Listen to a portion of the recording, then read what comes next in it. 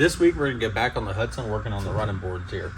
I already started working on these running boards several years back whenever we were initially working on this truck, and there was over 100 and something holes in these running boards I already filled because it used to have rubber vulcanization over top of it, and now we're just gonna use the bare metal. But because now the rubber is off of it, it's made the steps a little bit smaller and a little bit doesn't fit. So we have a couple of things to address. As in up here, you have a tight gap on the corner and a gap I can stick my pinky in at the front. So we're gonna come up with a way to solve that. There's a couple of these big divots. I'll bring y'all in here in a second and show you the divots. Where right above, over top of each one of the brackets underneath, there's 3 brackets right along here. And there's these little divots above it. I don't know exactly what the reason for the divot was back in the day, but we have 2 sets of these running boards because we used to have a parts truck. So I'm gonna take a section of ribbed area out of here and put it over top of these spots. We'll cut this out and replace it. While I'm at it, I'll weld a nut to the inside of that on the inside of there, so that way you can thread a nut just up to it. And you can see now all the little holes that I welded all the way around it. We did end up lengthening this end down here a little bit to make it go closer to the running board. We're not sure exactly where we're gonna land with all that, what we are or aren't gonna do, but we have a really good head start into what we're planning on doing with it. The reason why we wanna run just metal and not rubber is it's just a cleaner look. I like the way the ridges are, they're very defined, and put bed liner on the running boards and just run them with bed liner. So that way if you bump them with your foot or whatever, it doesn't mess them up. And then there's so much body color on the side of this truck. If you were to paint these body color, it would be overpowering. If you were to paint them just semi-gloss black or something like that, they would look all right, but you can do them with bed liner, and then if you bump them, it's not a problem. So we're gonna do these with bed liner. It'll also give it that old original rubber look, but allow a lot of this definition in the metal to be shown and not just look like just smooth rubber like it was pretty much from the factory. It's gonna have these defined ridges and everything in it. Let me go ahead and start making some cuts on this so we can get that done.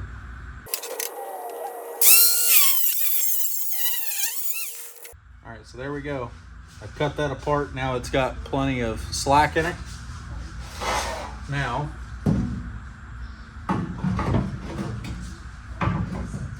I'll get this set up into place. You see, but it's quite a bit of gap in there.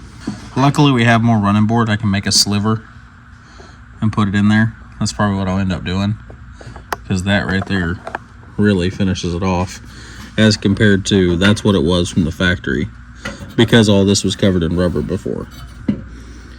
So now once you move it forward, everything fits correctly. All right, so I ended up taking the running boards to work and working on them on my lunch break today.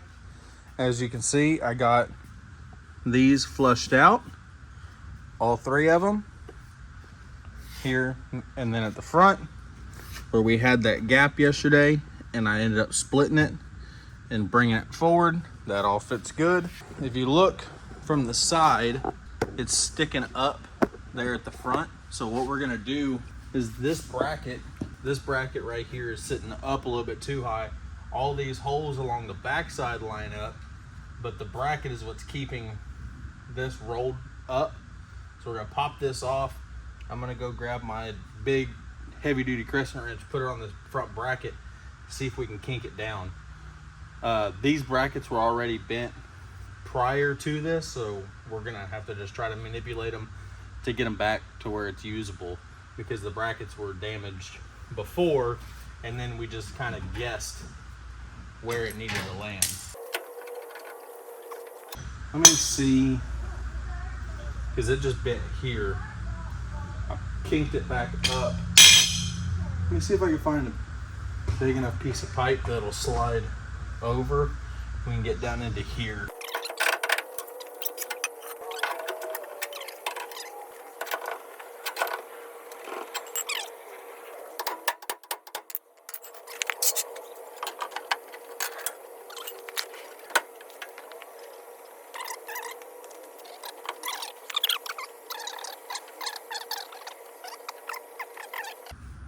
Now, over here, we're gonna do the same thing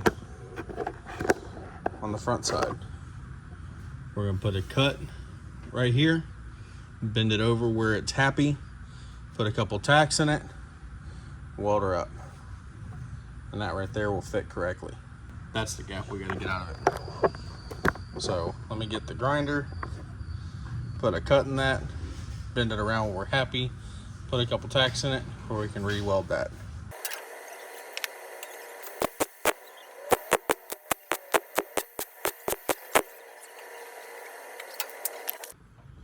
All right, so after I got these all welded up and both of them are fitting on the truck the way that we like, now Dad is the one who's better all of this bodywork stuff. So he's gonna work his magic on flushing them out, making them look perfect. I'll show y'all some video and stuff along the way as he's doing it. But getting them all worked together, make them look right.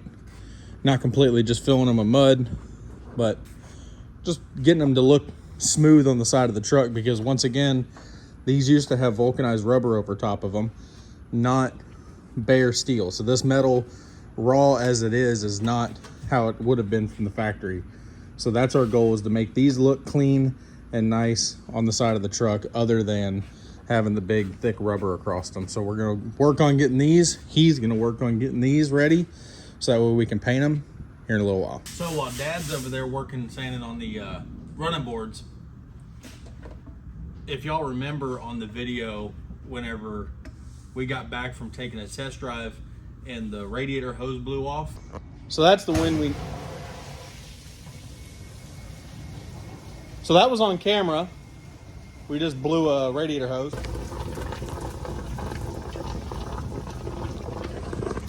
It was this bendable radiator hose we put on here a while back, and it just wound up slipping off of this end. And there's different collars for different sizes, and one of the sizes was just the right size for it to be behind there, and it just slipped right off of that. So we're ditching this and going with solid rubber hose. And I went to the auto parts store already and tried to find something that was the best I could find for it. The closest I found was one that, since we have a clockable upper thermostat housing, I'm going to see what I can do here about making this one fit. That's the closest I could find. I know it seems like it's just such a normal angle, but man, there really ain't many options for where we're trying to go. So I'm gonna just slide this off of here and pull that off there. I'm gonna see if I can get, luckily I've got this ball-ended Allen wrench socket. I can get in here at a little bit of an angle, because I got to get completely underneath that thermostat to get on there. So now that one's tight. Now we just need to put coolant water for now back in here, so that way we can test the brakes, because the brakes on the truck, last time we drove it, were hanging up. So we got to figure out what's going on with that. So let me go ahead and put some coolant in it. We'll see what we can figure out about firing it up, see if we can figure out the brakes. So I'll definitely be able to find if there's a leak in there now, because I poured it all down the front of the radiator. So it's already leaked halfway across the shop. Now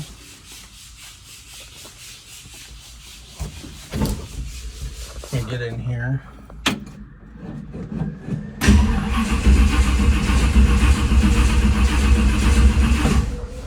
This truck hasn't been fired up since the last time we took a video of it. It's been over a month, so I'm sure the fuel system needs a little bit of priming.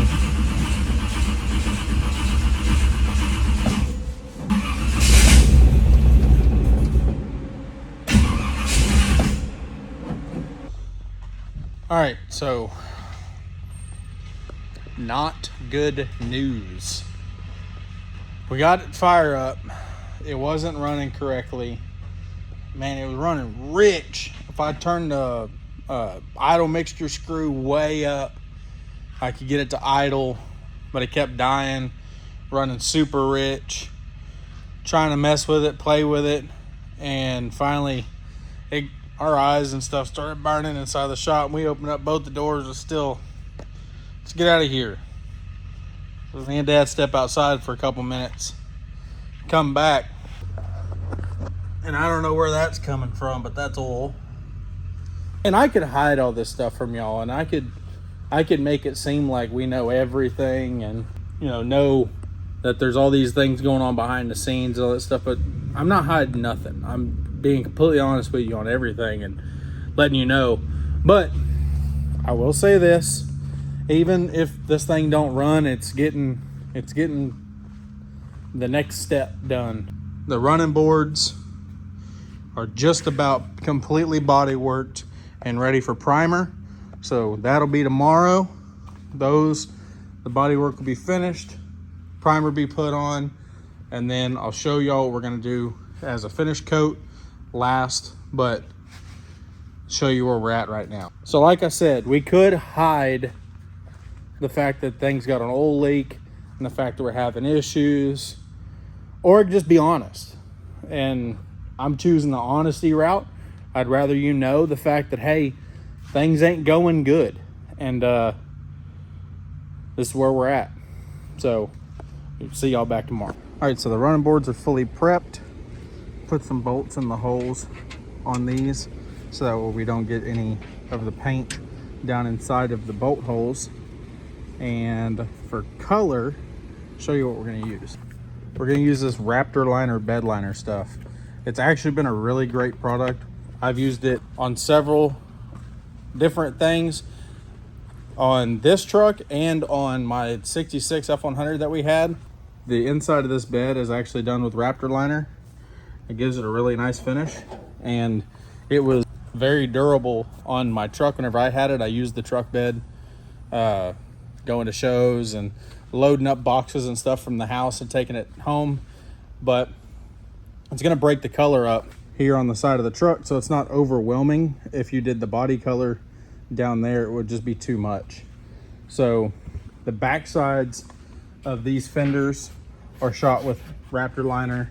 The bottom side of the hood is shot with Raptor liner. The back sides of the back fenders are shot with it. The inside of the bed here is shot with it. And now the running boards are gonna have Raptor liner on them as well. So now we'll show you how you set this stuff up to use it and how you do it.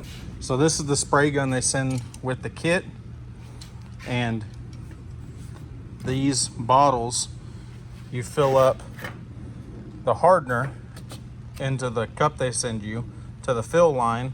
You pour this into here, shake it up. It's already pre-mixed with a certain amount that's down low, so you can put it in there, and then you just screw the bottle onto the bottom of the gun and it's ready to shoot. You better take off as soon as you mix it. It dries very fast, so we'll show you how we do this here. So unfortunately, we just found out that it's been so long, this one is actually hardened. Not completely, but it has a film on it. So we're gonna use the other kit of Raptor liner that we had. Another brand new bottle that had never been opened. How's it look down in it? It's coming. Still moist. Oh yeah. All right, you wanna spill a little bit, and then you pour it in there.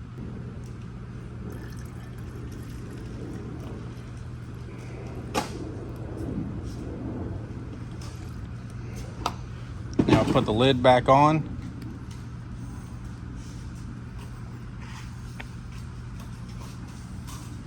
Shake the crap out of it. I don't know how much vigorously is where you guys live.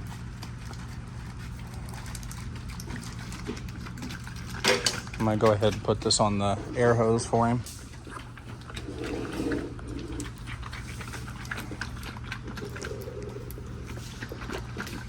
And like I said a minute ago, this stuff dries so fast. And Especially with it being 100 degrees out right now. Yeah. And we're down here in Houston, and it's warm. So I'll show you how we're gonna spray these.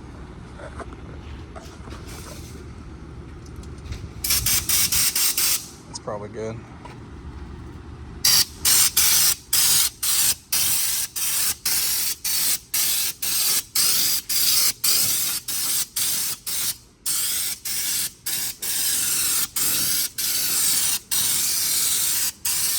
get them from one angle, then we'll turn around and get them from the other angle.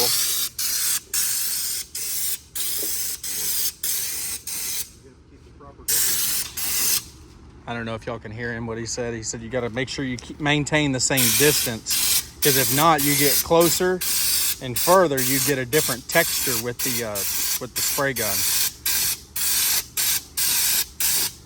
Which on the back side here, it's not too much of a problem, but it's really going to matter when we flip it over and do the other side.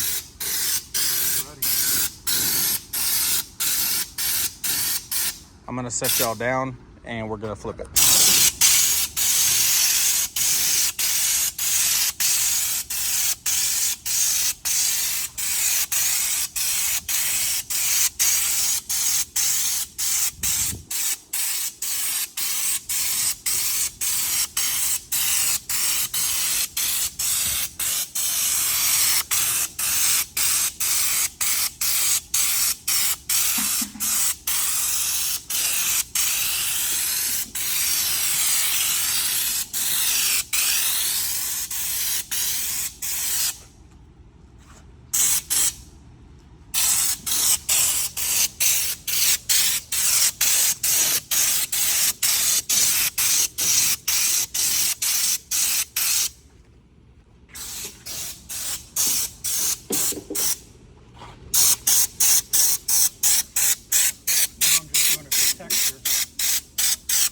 He said now he's just doing a texture coat on it.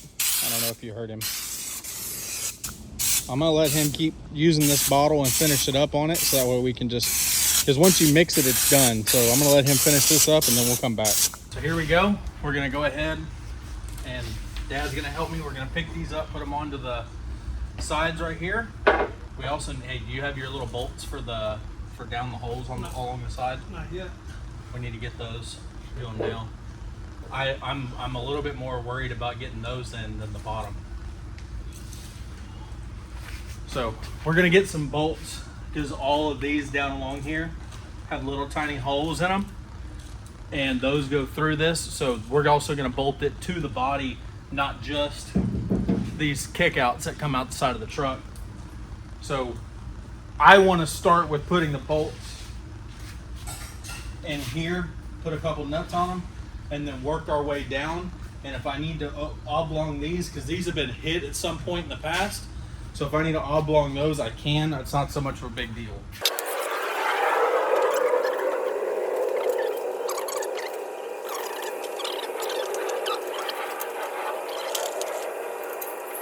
There we go. That's the running board with all of its custom features all installed. There's a little bit more finagling on the edge, but we're gonna wait for that to fully cure. Pretty much every angle it looks fine. It just needs a little manhandling, because once you get it on the truck, things are a little wavy and that front walks a little bit. So we just gotta work it into place. But that's with running board, and that's without. This one over here is still a little tacky, so we're gonna, well, actually both of them are. So we're gonna let both these dry up. We'll finish putting them on later. This one is pretty, but yeah, you get an overall look of how this thing's looking. And man, it looks good. All right, so here's where we're at with it. We told y'all it wasn't running right. Tried to fire it up again, wouldn't start. It's late Sunday afternoon. We got one more running board to install, but we're gonna do that sometime this week coming up. We got another project we're gonna start on next week.